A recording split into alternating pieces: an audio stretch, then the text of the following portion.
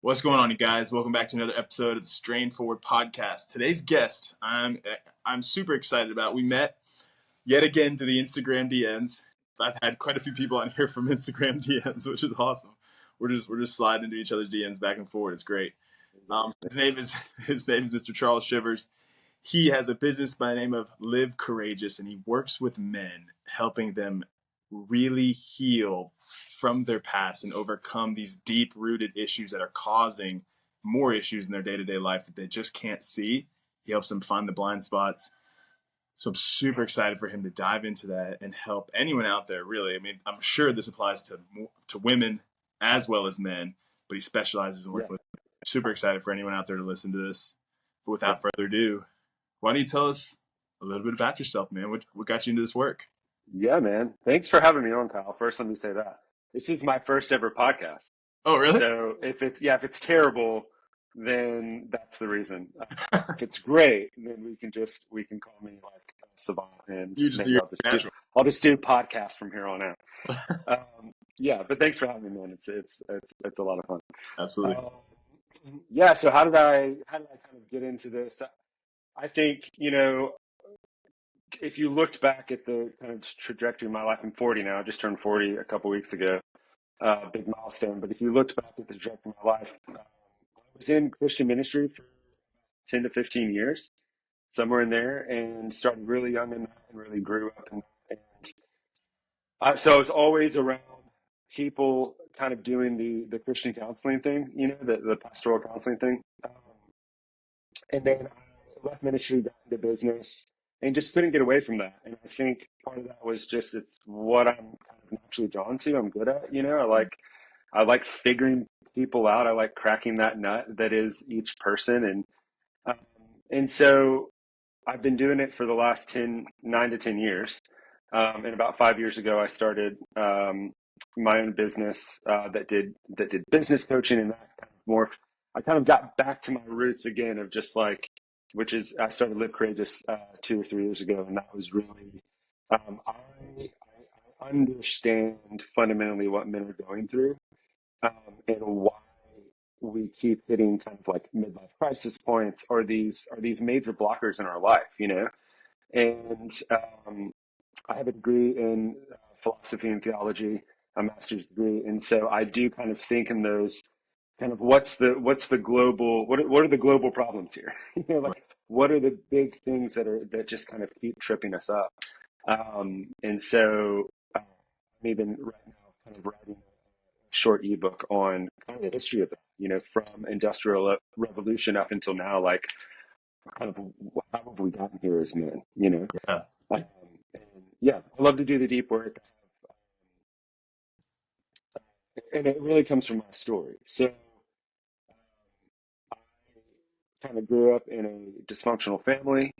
I went through kind of a lot of hard stuff. There were different abuses that I experienced kind of in my really young years, and then again in my teen years. Yeah.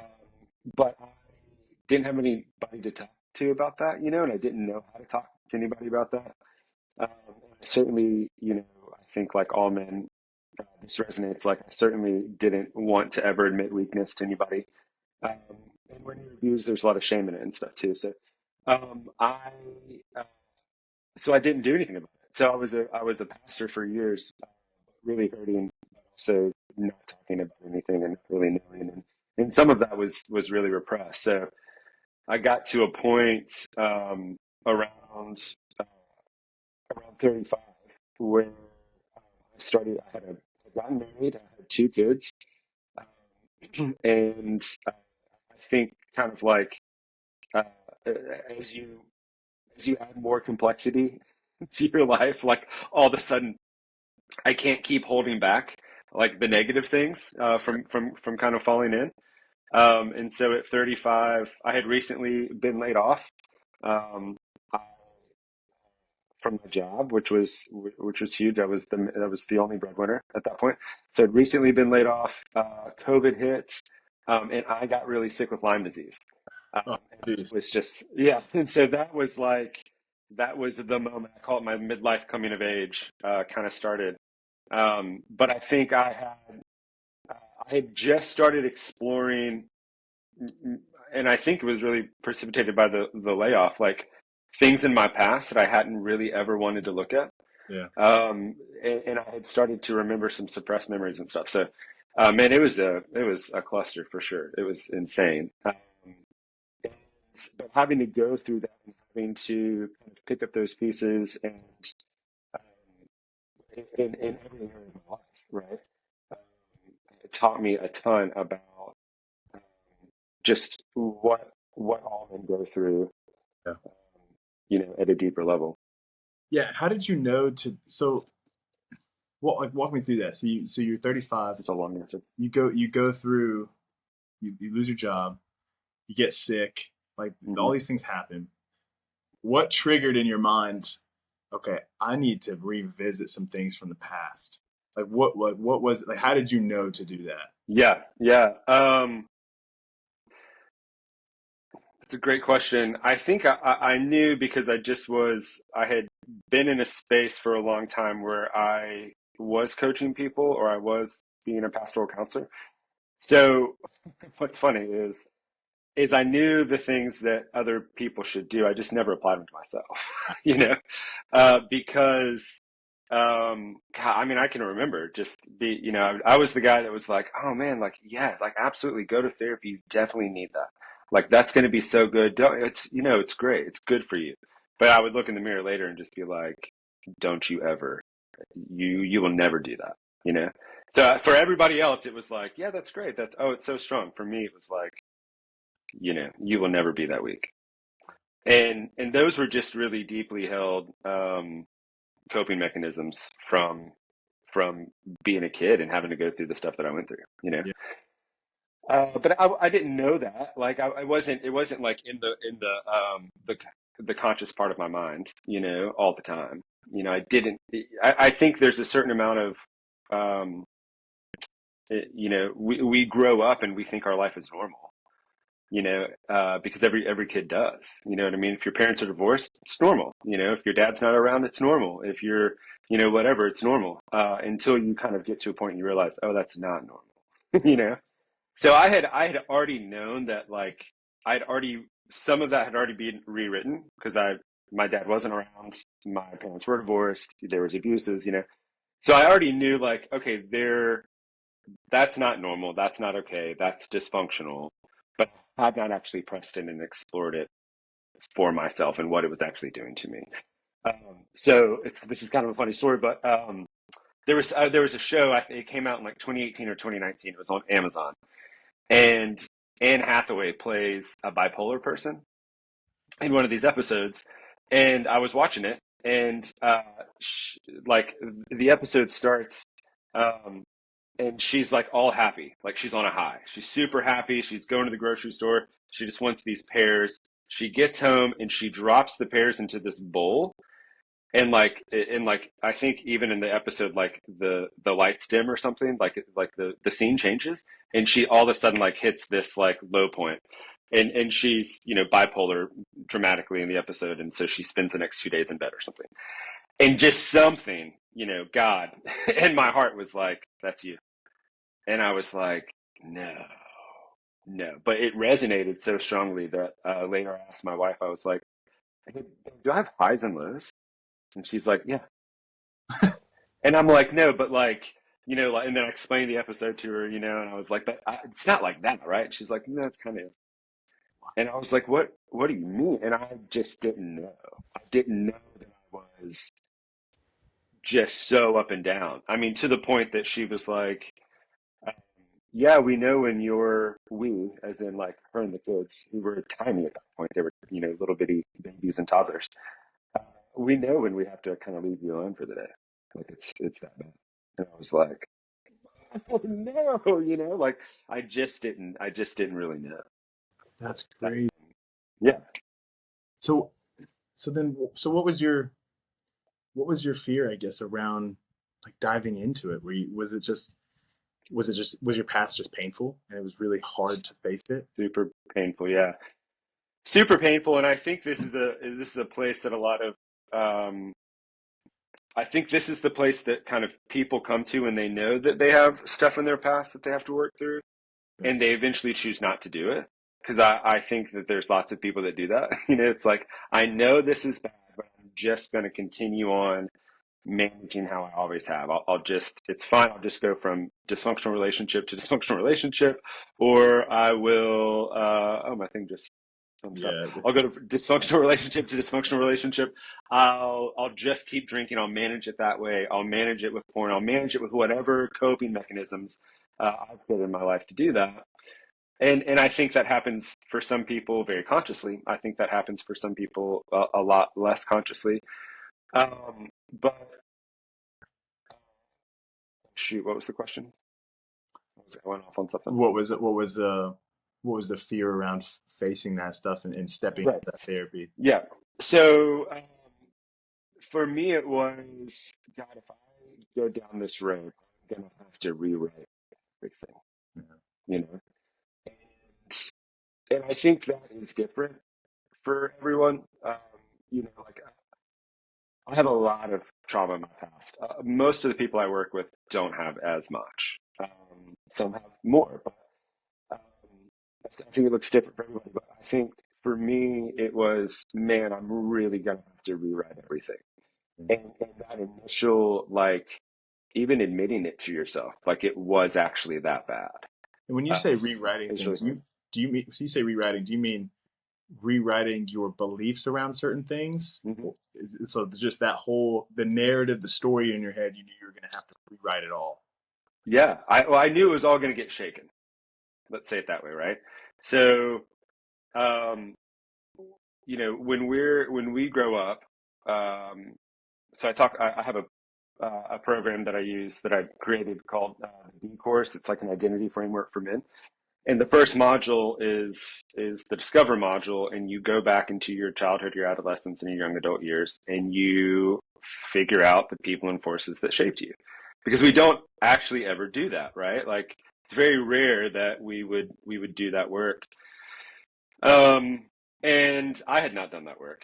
And so the people and the forces that shape me continue to shape me until this point in my life where everything fell apart and I was forced to actually take a look, which is like the midlife thing that men can go through. And and if I had done it sooner, I think a lot of that could have been avoided. A lot of that pain and hurt and stuff like that. Um, and so our identity comes from our parents, even if our parents are totally absent. Like, my dad, my dad was around for the first several years and then pretty absent thereafter. And um, so, but that shaped me. I mean, dramatically. You know what I mean? Like, I was a abandoned, hurt, insecure little boy. You know what I mean? Who was really awkward around other men because I'd never been around them. I had a mom and a couple sisters, and so yeah. So I didn't want to peel back those layers because I knew there was a lot to it. Yeah. And I knew a lot of things would get rewritten just about who I am as a person. Yeah. So let's walk through that then. You decide to dive into it. You're Yeah. like, okay, things It are. was either that, or, I mean, I'm sure lose my family. So It was either what? What'd you say? I mean, it was either dive into it and fix it, or have an actual midlife crisis, buy a sports car, have an affair, lose my Yeah. family. Yeah. Like you were kind of back against the wall. Like Yeah, this is it. I got to make a decision and face this. I have to. So yeah, then, what was the first step, and what did the process look like?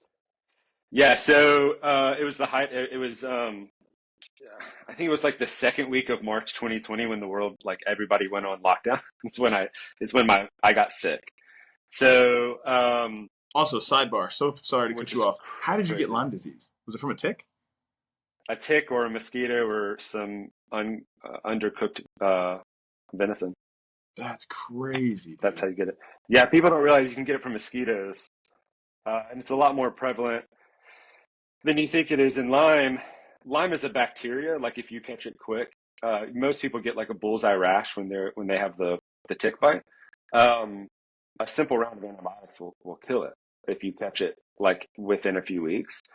But the Lyme bacteria will burrow into the cell wall, and it's like has a really long lifespan. And so if you don't catch it, it just kind of gets everywhere and becomes really hard to reach and kill. That's So insane.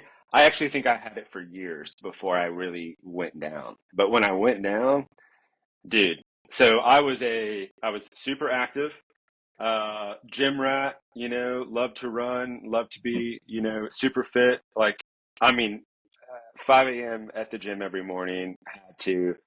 And so the gym shut down with COVID, right? And I fished out my some old running shoes because I had not been running as much lately, and I pushed myself too hard. Went for like a 4 mile run, which is stupid. And woke up the next day just in tons of pain. Like my feet were swollen. I was struggling to walk, and like a gym rat, I was like, oh, it must be my shoes. So I like literally like pulled out my phone, ordered new shoes online. I was like, I'll fix this. It's gonna be fine. Yeah. By the end of the week, my hands were double in size. I had lockjaw. My jaw was swollen. I couldn't open my mouth. I couldn't bend at the waist. My Jeez, dude, feet that's crazy. were inflamed. Yeah, it's like I was like, oh shit, I'm dying. Yeah, you Like it realized was something was happening. insane. Yeah, it was insane. So it took about a year and a half before I was diagnosed with Lyme. Wow, dude, that's crazy. All Yeah. right. Yeah, back So to walking into that yeah. process of healing. So that's a part of it because I had kind of started exploring things before that. And I think some of that was just like losing my job, like when those big things kind of shake us, they kind of shake our identity as well. Like we start realizing, oh, I had identity in the work that I did. And then later when I got sick, it was, oh, I had identity in being at least one of the fittest dudes in every room, like that was a big part of my identity. Yeah, yeah, And I'm guilty of that. yeah, of course, yeah. You're probably the fittest dude in every room, though, which is more annoying. Sometimes. um, and yeah, so some of those things for identity shaking. So I had taken a few steps to.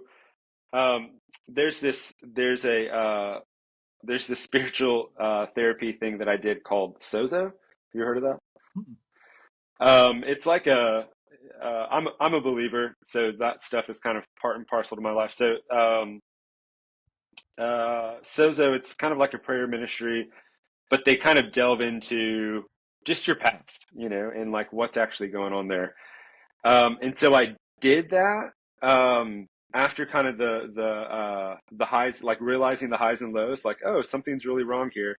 So it was in 2019. So I did a little bit of things to just kind of explore before actually like starting real therapy, which is what I did later.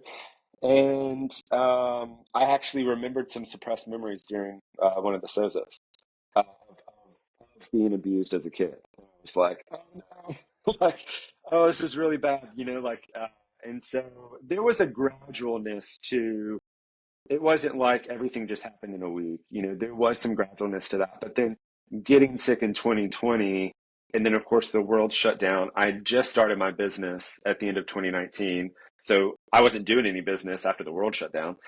And so everything really was pressing in. And because everything was pressing in, it created the circumstance where I said, okay, I've got to do real work or where everything is we're done. And during the pandemic, you're like spending a ton of time at home with your kids and with your wife, and you're realizing it was just even more like I wasn't escaping to work every day and feeling good about my accomplishments. It was just like, oh god, I'm going to turn into another failure if I don't do something.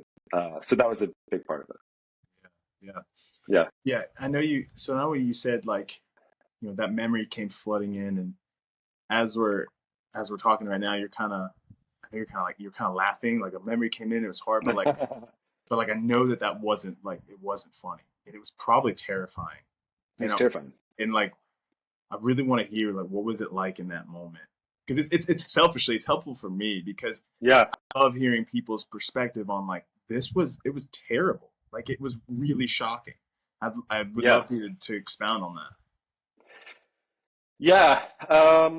So that moment specifically was I was so I did the Sozo over Zoom, which is kind of crazy with a guy in England. He was like the practitioner, and so we got to that point, and he kind of like stopped at the session was like, okay, so we should probably stop there today. That's enough, you know? And I think to some degree it was so shocking that uh, it, it was almost like shock, you know? It was almost like overload. I can't actually take this, but I was in my bedroom and I had to walk out to my kids playing outside and my wife being like, how did it go? You know, and just be like, it's good, I guess. You know, I remember. And so it was like immediate. I think I immediately told her, Right. I've just remembered this. And that was really hard. That was hard. It's harder in my experience to talk about that kind of stuff. Um, with people you really love because there's so much shame around abuse. You know, you especially as a kid, you know, you feel like it's your fault somehow. Yeah. Um, so having to admit that to my wife was incredibly difficult. But there was more. I'm laughing again because that's what I do. There was more later that came. There was more memories, more repressed memories that came, and I continued to have to say things to my wife and other people that were really hard. In feeling like a lot of shame and stuff. But Yeah. um, Well, two things. So what is so? I want to come back to this, but what is Sozo an acronym or like what is it stand like? What exactly no, is? I think it's a Greek word. Okay. And so what do they like? What's the? Because I've heard of what's the one where they kind of move their hand in front of your eyes? That's called EMDR. EMDR. So I've heard of EMDR, and I know that's a I've done really a popular. lot of I've done a lot of EMDRs as well. Yeah. And so what's the difference between that and Sozo? Okay, so Sozo, um, what's the difference between that and Sozo? Sozo is really it's actual like prayer ministry. I don't know if you've ever So done so it's anything more like that. spiritual based, I guess. You know, it's definitely more spiritual based. Yeah, Okay, like gotcha. we started off with you know, the guy that I was doing it with, you know, we started off with just like picture God, you know, and so my eyes are closed, you know, and I did, and he goes, well, how far are you from God when you picture him? You know, and I just immediately started crying. I'm like, he's up there. I can't get to him, you know, and I don't know why. And so you kind of, and that kicks it off, you know, you, there's a lot of other questions and a lot of other just, it's really, I guess, exploring kind of your relationship with God, but also like how you feel about yourself in conjunction with that, you know. Yeah. I feel like one of my big convictions that I've had for a long time, and I think it was I can't remember who said it originally, but it's the idea that like the more we know ourselves, the closer to God we actually can be, you know, Oh, and vice versa, because God's inside of us, right? It's like we're made in the image, and that's where He resides. And so when wow. we when we are really in tune with ourselves, we I think we commune with God a lot better. Wow, that's awesome. Yeah. So Sozo, EMDR, you said you did a lot of EMDR. Did Yeah. Was that really beneficial? Yeah, it was, and it really kind of kick-started my journey for kind of all things therapeutic in a way. Uh, yeah, I got sick in March of 2020. We were living in Memphis, Tennessee. We sold our home, moved to Nashville by December of 2020. And we were super broke. You know, my business was not doing well. But I took some of the proceeds from the house, and I made my first therapy appointment before I ever left Memphis. So I contacted some guys I knew in Nash, and was just like, who do you recommend? Um, and had made my first therapy appointment a few weeks before I got there. So I think we moved on a Sunday or something, and I was in my first therapy appointment by Wednesday. Wow. And then, uh, if you've never done like trauma therapy, I spent 2 years doing it, which was crazy and expensive, but it Worth it. was, It's worth it. oh yeah, it's totally worth it. It was, you kind of go and you get to know your therapist a little bit, you know, and, and then you basically make a timeline of all the really bad shit that's ever happened to you, which is like kind of devastating, because you're just like, oh, that's awful, but you're kind of teasing out like, what do you know? So with EMDR, I would say if it has any limitations, it's that you kind of need to know what's there to really kind of go after it with EMDR.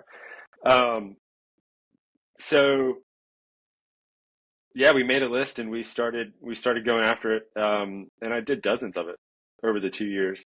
And then Wow. there was, lots of sessions where we just talked. But the first time I had to do it, I was so scared, man, because this particular memory was an abuse memory that we were going into. And I got to the office, and went to the restroom first before I went in, and I just cried at the urinal, and I was like, I do not want to do this. Like, is there any other way other than having to like actually dredge the stuff up? And it was not nearly as bad as I was expecting it to be. Yeah. Yeah. The So, cool thing. Go ahead. well, after you finish that thought, I want to go back to when you shared stuff with your wife. Finish that thought. Yeah. So the cool thing about any of this kind of, I think, kind of therapeutic stuff, because I actually use another modality now that I work with people with to it's like a trauma release therapy. But you always kind of end up in a place of like little me because the trauma's happened in the past, So you're kind of with little me, but you're big me now. Yeah. And so having to go back into that very first memory, I was like, I was sitting at our kitchen table as a boy, little boy, like 4, and I was witnessing abuse happening, um, and but Big Me was there, and so it was not nearly as scary, like as obviously the first event was, and Big Me was kind of there, and I was protected, you know. So there was very much that kind of sense, and we did a lot of that kind of thing. So for anybody listening, you don't have to be scared of it. It's not nearly. Yeah. So when you going back to you doing that I guess that first Toto session, Yeah, memory comes flooding into your mind. It was very overwhelming. You go out and you share it with your wife, and then you share the consecutive sessions with your wife as well. yeah, What was that like? Like, what was her response, and was it what you thought it would be? yeah.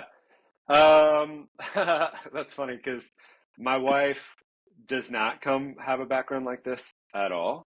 And so I think in some ways, and she and I have talked about this multiple times. So if she heard this, she'd be fine with it. But so there's a little bit of like, okay, like it was kind of like, oh wow, and I think there's a little bit of a misunderstanding from her of like, why haven't you told me this sooner? Yeah. Like, why are you telling me this? Because we've been married almost 13 years now. So this was like 8 or 9. We had 2 kids. It's kind of like, why are you just telling me this now? I think is probably one thought in her head. I think she also doesn't have you know, a personal framework to then go, oh, I understand what that's done to you. So, I mean, we were outside and she was like, oh, okay. Uh, Interesting. And then she just needed time to think about it. Like she wasn't, I don't think we talked about a lot of that stuff till like actually got into like more like detailed kind of discussion on that until later. Like she needed time to process. Yeah. And Yeah. once you guys finally did dive into it, was it a pretty, I guess the story I have in my head about that experience for you is that it could have almost been like a very bonding experience between you two, where now you're sharing these intimate things and you're Yeah. having sympathy for one another and you're kind of connecting on a deeper level. Did that happen at all? Yeah, yeah, yeah, for sure. But I think that happened over time.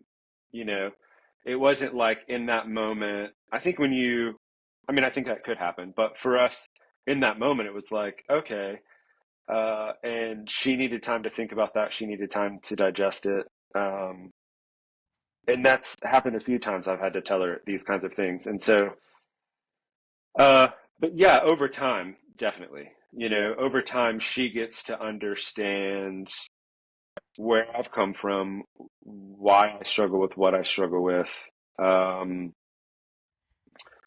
uh, why I'm maybe in up and down, why why I gravitate towards alcohol, when on a day when it seems like, I should be fine, things like that. And I have to, but it's allowed me to then, I guess now we're, 5 years removed from that, and I've done a ton of therapy, so I can now. It's like it's much easier for me to say I'm struggling today. I feel really insecure about these things, and she's then able to have grace for this that stuff. Yeah, that's been a huge. So as I told you before the podcast, so I'm in a recovery group for sexual addiction, Yeah. and that's been a huge thing that we've learned is like identifying these emotions and these feelings, Yes. and then sharing it. Like Yes.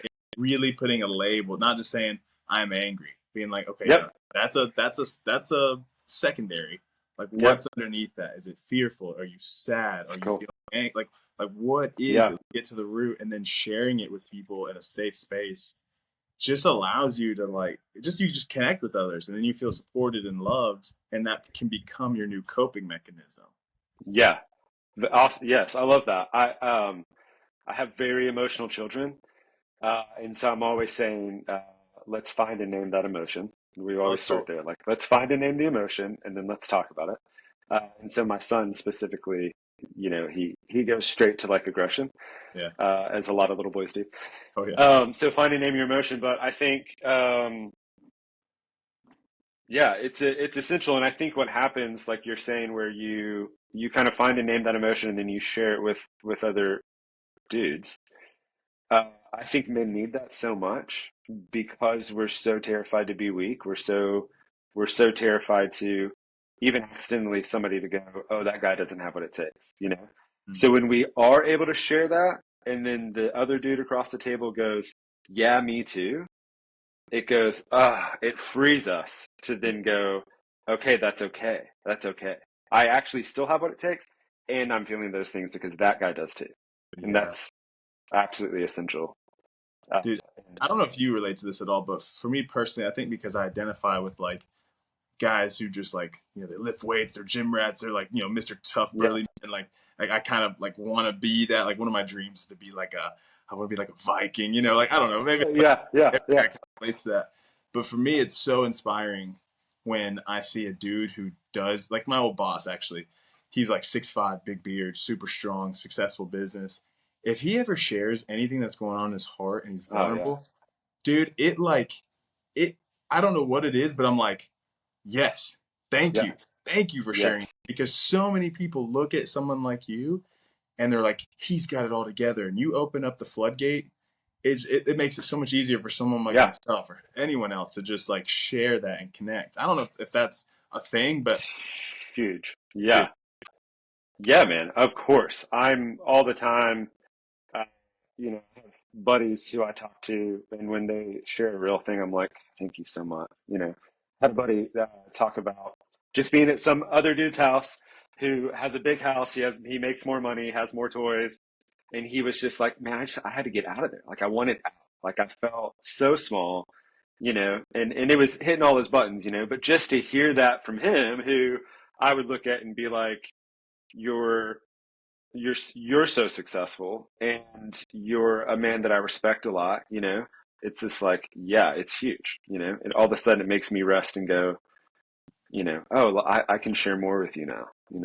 it really is an even playing field. It's way more of an even playing field than people Dude, realize. yes. Yeah, 100%. 100%. So I have two questions. So before we dive into Okay. the work you do with men, I want to ask was there ever I feel like I know the answer, but I want to ask anyway.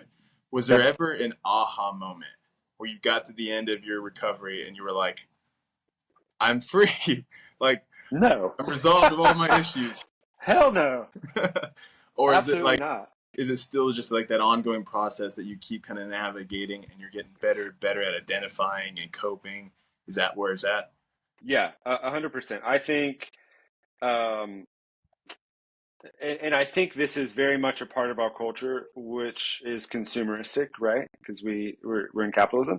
is I will go. Now, I'm not still in therapy, so don't misunderstand that, but it's like I can go to therapy for the next 3 months, get rid of all my problems, and I'm done. It's like I've paid the money and I'm done. And I would say it doesn't work like that. Like, we're actually always on a journey of transforming who we are, and, you know, um, if you look back at any kind of like great wisdom tradition, or religion or whatever, like there's the renewing of the mind, and finding that place where it's constant, it Yeah, never ends, And always so I growing. think, yeah, and so I think, um, I think that's kind of the secret for dudes is, um, don't buy my program because at the end of it everything's going to be done. Buy my program because it's going to teach you how to walk in this way. You know, it's going to teach you the posture to have so that you're always growing. Yeah, Into whatever it is. Everybody has a crisis point that brings them to the reason that they're going to go get help, right? So, but it's this journey. It's being on this journey. It's having this posture that's going to make you continually the better dad or the better husband or the better businessman or the better employer, whatever it is you're looking for. uh, yeah. It's cool you say that because I'm in a group for business coaches right now. And it's more tailored to coaches who want to learn like essentially like your sales, like learning how to sell, Yeah, yeah, and other tactics for like Instagram and funnels and things or whatever. And so I'm in this coaching group, and one thing they say on the sales calls, which have been super helpful, is like you have to become the person that you're asking this person to be. yeah, Like, if I'm going to talk to someone about you know take a leap, buying into this mentor group, becoming a leader, and all these things, it's like if I'm not doing that, mm, like it's so much harder for me to tell someone to do that, right? It's like taking sure, like I want to get in shape and I'm gonna go to a fat PE coach. It's like no shot. Like I'm not doing that. I'm gonna go yeah, to someone who's actually in shape. But it's funny you say that. It's because it's like there's no end result.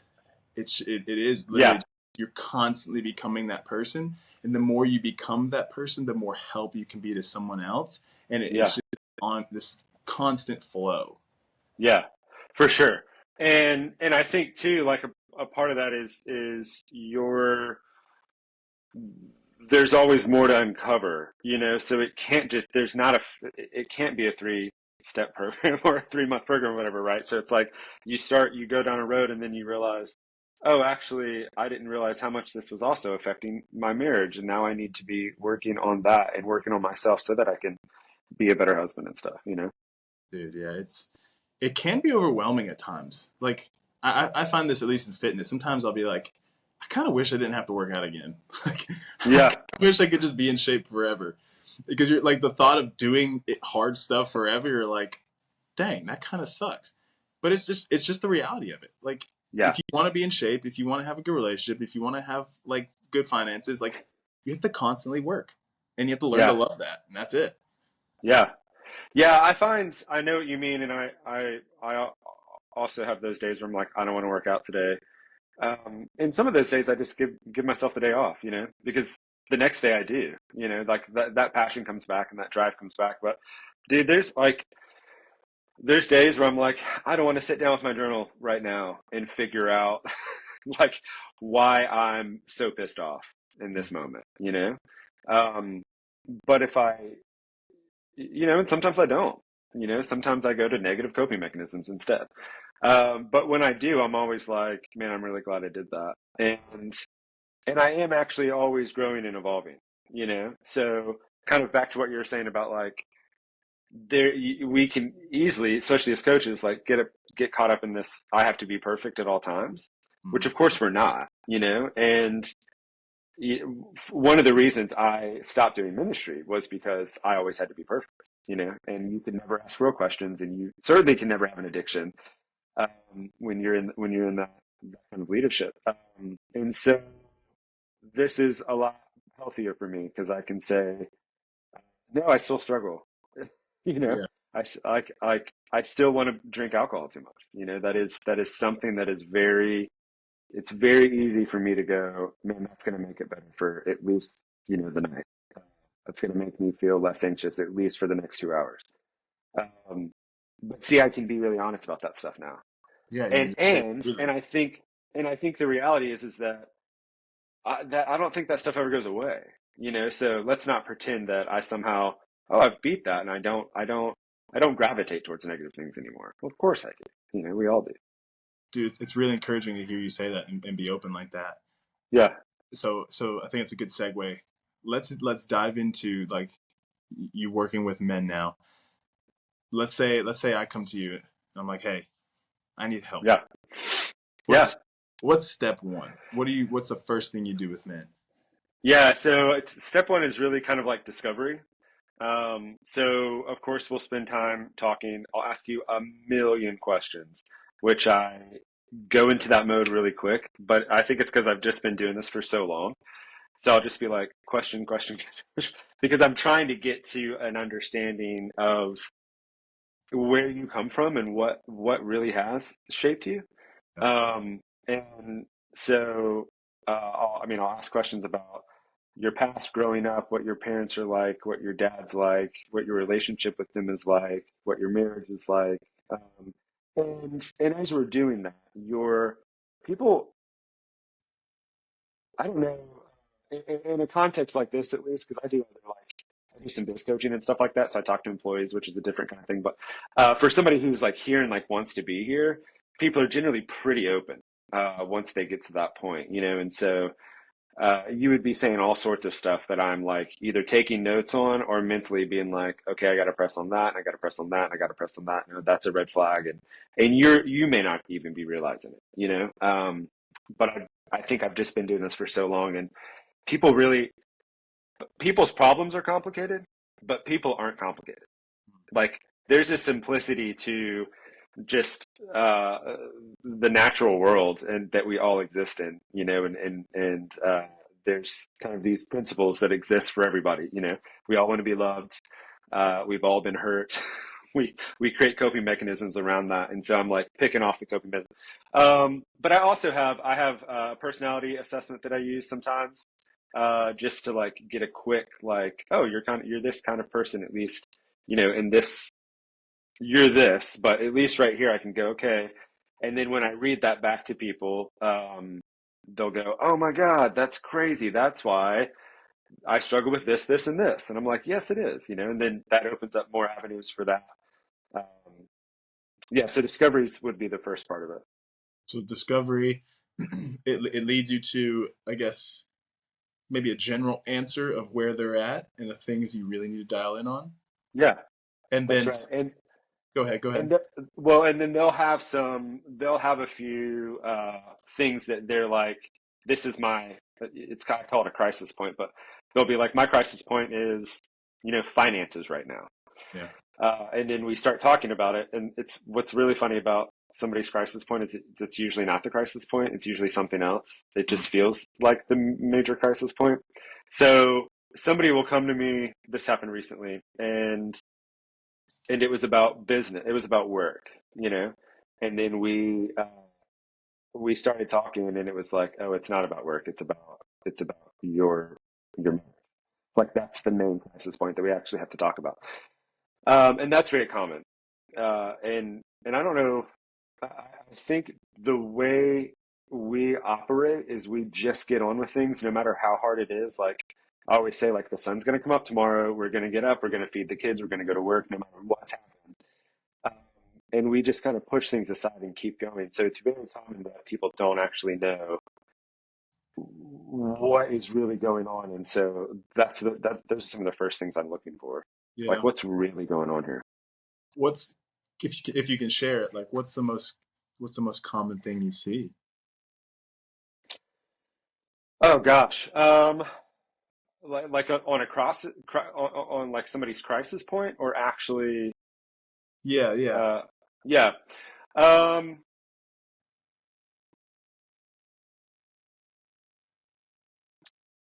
Gosh, I don't know that I've ever like vocalized this. I think it's probably some kind of broken relationship, actually. Like from the past.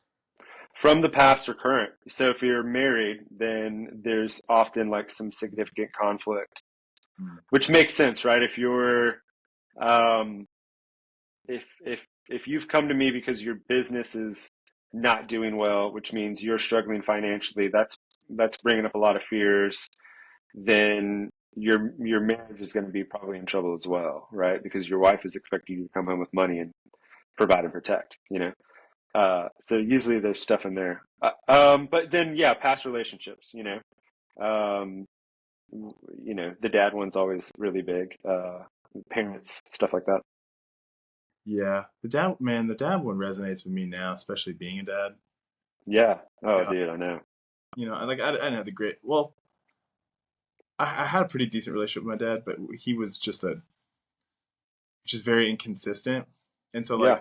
I've noticed that about myself in my Mm, life is like there's just these ebbs and flows of inconsistency, and I've kind of traced it back to like I've seen that now I'm emulating that, yeah. and I've definitely noticed it carry over into my relationships. Like I'm a single dad, and so if I were to look at how our relationship went, I can definitely see it was much like my parents' relationship. Mm, It makes yeah. sense, right? But being a dad now and having a son, it's like my deepest fear is like I just don't want my son to feel like I don't love him. Like Yeah. I just want him to know no matter what, come rain or shine or whatever's happening, like I am there for you and I love you. And I do it imperfectly, but like Yeah. that hits so deep for me. Yeah. Yeah, man. Me too. And I kind of joke like my kids one day are going to be like, sometimes I wonder if I go overboard because I tell my kids I love them like 85 times a day or something. Dude. And one day they're going to be like in front of a therapist, like, I think my dad, I think he smothered me or something. Like go the opposite direction. But dude, I'm the same way. I feel like uh, uh, I try to be really in tune with, and I actually made a post about this the other day. Uh, I tell them both that they're my favorite. And they've never questioned it, which is funny. They're 10 and 7. Like, they're never like, I can't be your favorite because she's your favorite. Um, and it's just kind of a funny thing that I've always done. But I think I'm hoping that they don't really question it because they feel so secure, you know? And that I've provided that for them. But I, it's a hope that I have because I don't actually know what that's like. You know what I mean? Like, I didn't get that. Um, and so, but my hope is that I'm giving them such an internal sense of at least as much unconditional love as I can muster, an imperfect human being. They're getting this sense of unconditional love of being really accepted for who they are, being like deeply loved, the affection and everything that goes with that. 'Cause I'm a very affectionate dad. And that is because this is what I didn't have. That is giving them this internal identity that is so much more bulletproof than what I have had to kind of grow up with. So just like I think some parents like worry that their kids are going to grow up and like be drug addicts. I worry that my kids are going to grow up and like be in like bad relationships. Like be in like deeply hurtful relationships. Yeah. And I want to safeguard them against that just with love, Yeah. that they really know who they are and they're not succumbing to that as easy. My wife grew up in a much more secure, um, family, and I'm always surprised. She's very kind of like, she laughs all the time. She's very joyful. Tell her she's a raging extrovert, and so she's not. We don't get in like deep theological or or philosophical discussions a lot or whatever, but she is just very secure in who she is, and I'm always so amazed at that. Like I was a bit of an ass when we first got married, because I had all these unhealed things that I hadn't worked on. And I try to be really kind of controlling, and all the stuff came out of me that I didn't know was there. And she just wouldn't have any of it, And she's not a confrontational person, like some people might say that she's fairly submissive. kind of wife, but she was like, nope, you're not going to treat me that way. And I was like, oh, okay.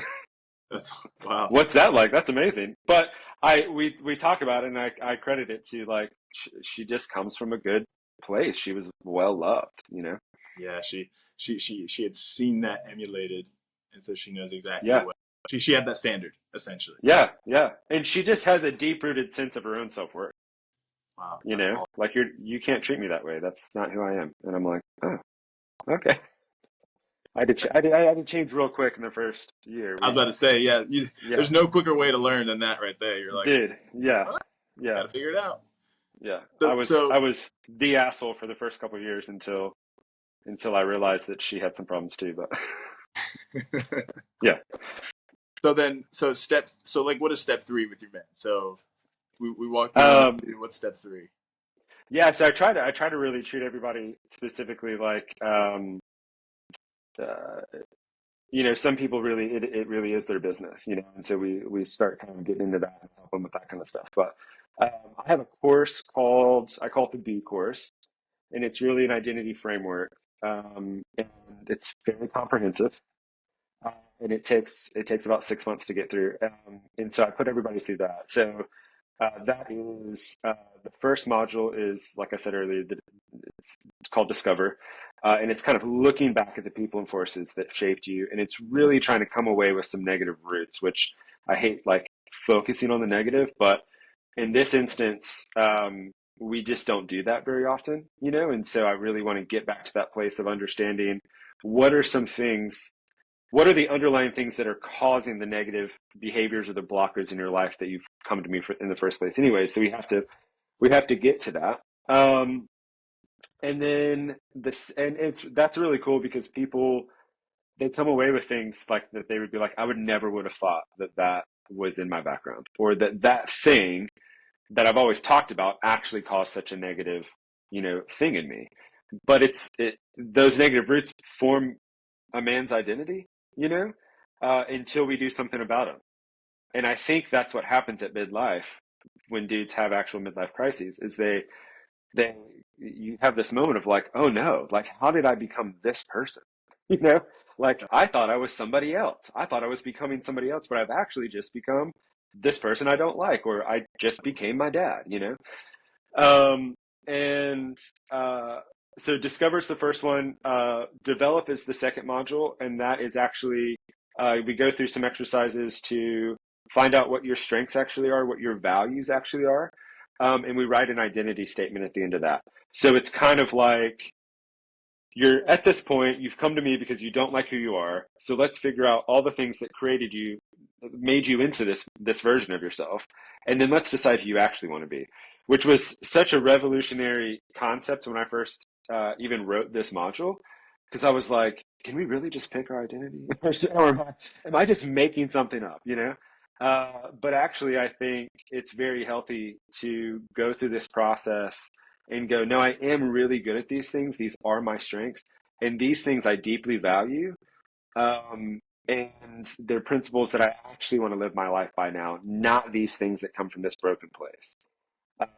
And so that's been crazy cool, because you see guys start to reconnect with things that they just laid dormant in their life for a long time. Yeah. I had a guy go through and then like wrote this amazing identity statement. It was like poetic, and then like within 2 weeks he was like in Costa Rica, and like the first part of his identity statement was about like his love for adventure, and he was like, dude, I totally shut that down. I've been trying to run this business for so long, and I shut down my sense of adventure. So he like flew off to Costa Rica and ran around in the jungle for a while, and really found himself. And then the third module is called is discipline, which I know we all love so much. Discipline, and it's just walking some of that stuff out. So as you go through the process, when you get the negative roots, they naturally turn into, I call them growth focuses. And so I have a couple tools in there. There's one, it's called the daily reset, and it's just designed to be like a 10-minute just reset, like getting your mind back in the right place. Yeah. This is how I feel today.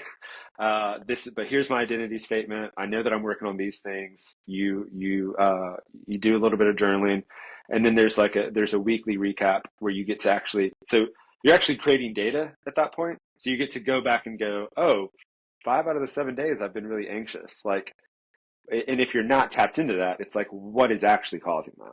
Right. I'm a firm believer that we're on autopilot most of the time, and we're not realizing, what's actually causing our stress and our anxiety and the stuff that's making us run to the negative. So, Yeah. Yeah. uh, go ahead. No. Well, after you, so you got one more module, or because I was gonna No, that's ask. it. Yeah, that was I all was just three. gonna ask how you came up with this framework. I lived it, dude. You I oh had to. you lived it. I lived it. Yeah, man. I had to hit rock bottom. So yeah, I came up with it. It was a couple years ago. So I wrote that course a couple years ago. And I've been doing coaching for longer than that. So I had a guy who came to me and wanted coaching, and he was a young man in his 20s. And we started getting into some stuff, and um, I'll use other tools, like I'll use other people's tools too. Like, there's a Brene Brown book that I give out a lot, especially when dudes don't have any language at all, Yeah. to kind of go off of. So I think I'd sent him this. I sent him one of Brene's books, who I think she's amazing. And then I was like, why don't I just write some stuff for you? I bet I could write you some things that would really help. And that's kind of when I started writing that course. I just started writing down exercises that this guy could go through that would really start to tease out things like his strengths and his values and where he comes from and why and all that kind of stuff. So it took me a good 6 months, man. It's like 85 pages or something. It was like a little Well, book. Yeah, I can't believe I did it, but yeah, yeah. Well, that's what I was. So from a business perspective, practically, I find it interesting when people say, because sometimes we can say things like, "Yeah, I created this thing," and we say it so like lackadaisical. You're like, "Oh, you created that in a day," but like people don't realize like how hard it really is to create a course and a thing, like even content, like putting content together, record, like yeah, it's dude, hard, I hate content.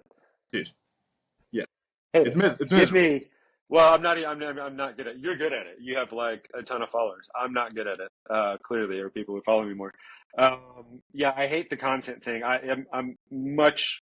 It's much easier for me to make something like that. Like I just started doing research a couple days ago for a new. I think it's going to end up being like a kind of a small ebook, Yeah. but it, the question it's answering is like, for man, how did we get here and what do we do now? I Hmm. don't really have a title yet, but it's kind of tracking a little bit of like generational stuff from the Industrial Revolution, and then talking about generational things, and kind of like why were our dads the way they were, which means this is why I'm the way I am, and then kind of giving some real life stories, and then some what do I do now? Like, what's the actual solution here for me? Yeah. Um, and I'm much more at home in that than I am at like, trying to come up with a pithy phrase and put it into a meme that catches people's attention and gets them to like I hate that. Dude. Yeah. It's Yeah. You're it, great at it though, man. dude. Well, You got me. You got me hooked. so honestly, my secret is I just heard people You say, don't do any of it yourself. well, eventually I won't be like I won't be, but right now I'm doing all of it. Yeah. But like so many people who are like master content creators, they would say go through other people's viral content and Yeah. just see what was really good, their style, and so that's what I did, dude. Every night I was just like Yeah. going through people's videos and I'd watch like where they were making cuts, the camera angles, this, that, and the other, the Yeah. things they were saying. And then I just kind of tried to make it into my own, like my own style, which is a little bit deeper, a little bit more of like the Yeah. philosophical stuff. Yeah. And that was it. And I just started putting like if you could scroll back to like my back in February stuff, Yeah. you'd be like, what is going on? This is Yeah. terrible. You're like, oh, yeah, that's funny. I'll have to But look yeah, at that now. It'll make me feel better about myself. dude, making content's awful. It's really challenging. So for your course, what do you deliver that? Is you deliver it as like a packet, or is it on like Yeah. Teachable? It is on Teachable, actually. Yeah. Yeah, and so then they It's on kind of just Teachable. they go through the modules. Yeah. It's yeah. So right now it's priced to just kind of buy as a one-off and go through it.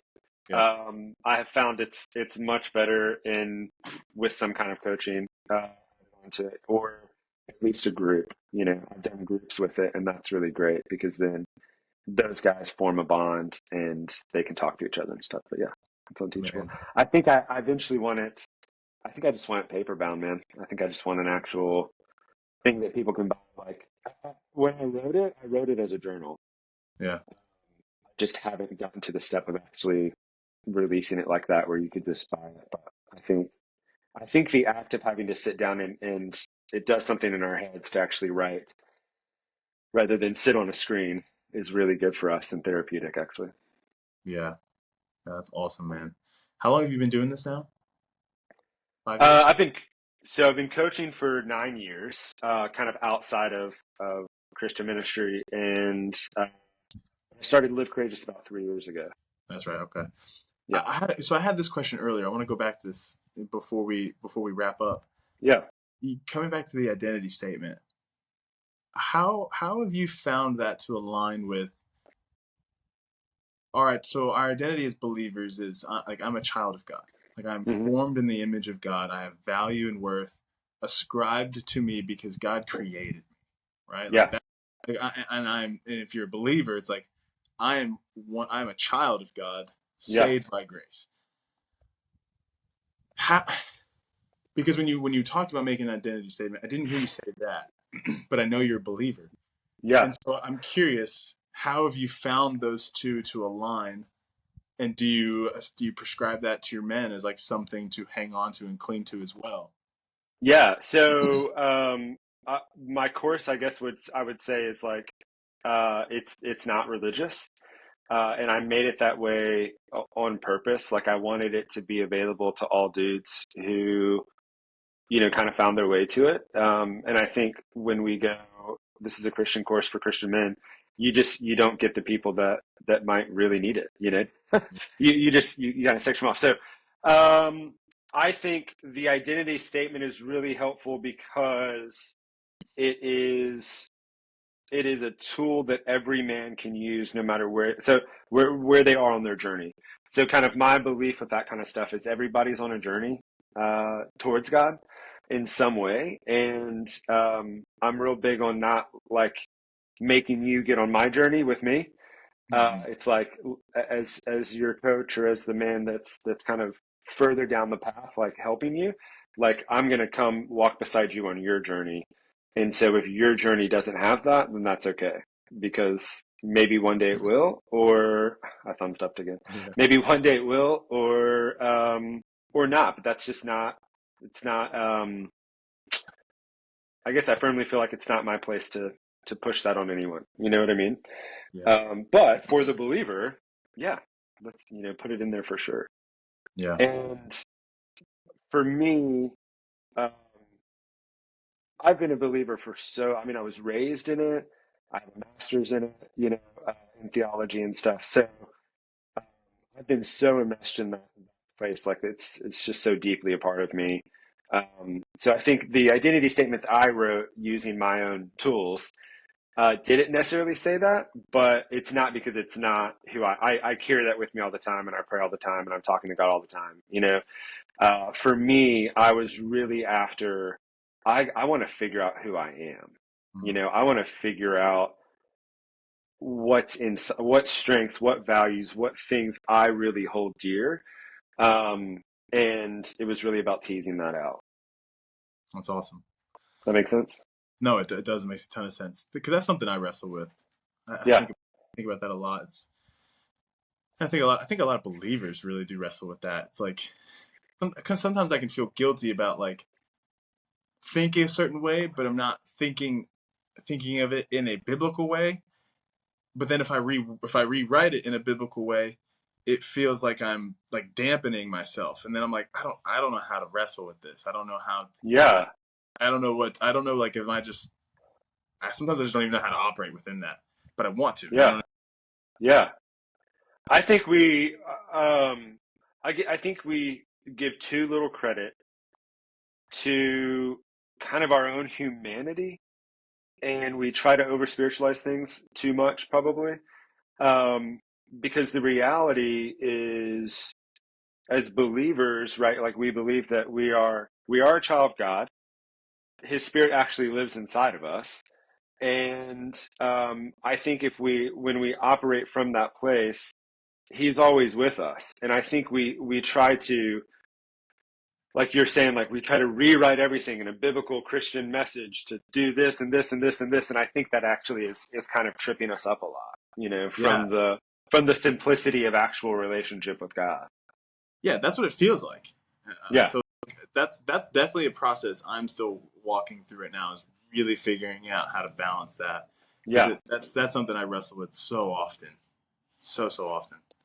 Yeah. It's We should encouraging talk to more. hear that. We should talk more about it later.